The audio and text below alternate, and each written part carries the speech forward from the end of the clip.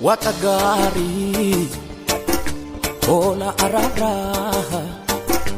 Ansin fasa Ye yeromra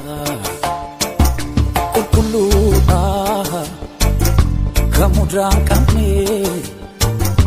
Arsa chubuti Lobo sana kini Tugaha inalami Kanatu jijirami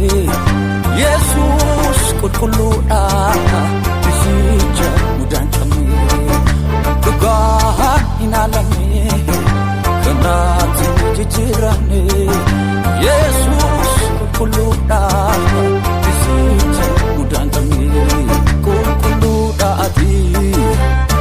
Jesus kulkuluda Kulkuluda adi Jesus kulkuluda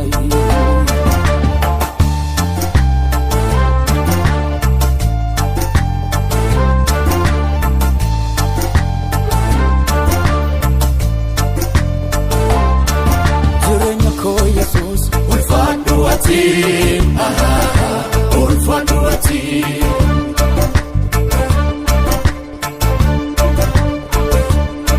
Kabenya ko Jesus ulfadu ati ulfadu ati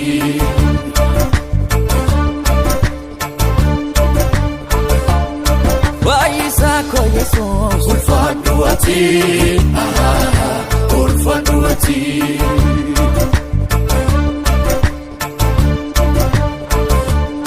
Wamanga ko Jesus ulfadu ati ulfadu ati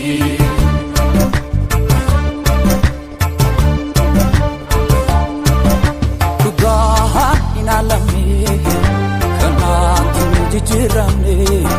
Jesus kulkuluda Tisija mudan kami Tugaha inalami Kanatu jijirami Jesus kulkuluda Tisija mudan kami Kulkuluda ati Jesus kulkuluda Kulkuluda ati Jesus kulkuluda Kulkuluda ati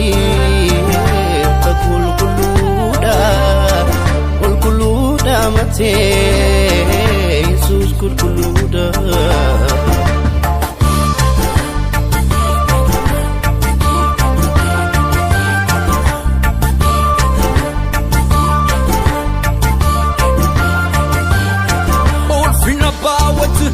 Kitesu undu masadifte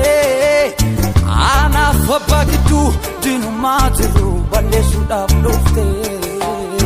koda ko fudate tidarbite gati akagoti nabjate chubama fakate male hamagote fiti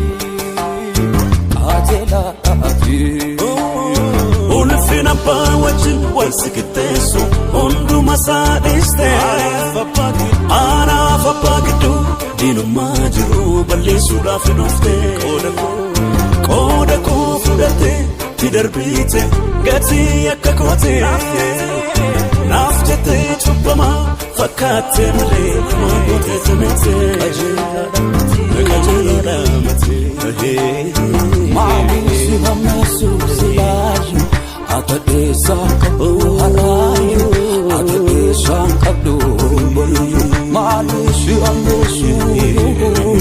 Atadesa kabdu harayu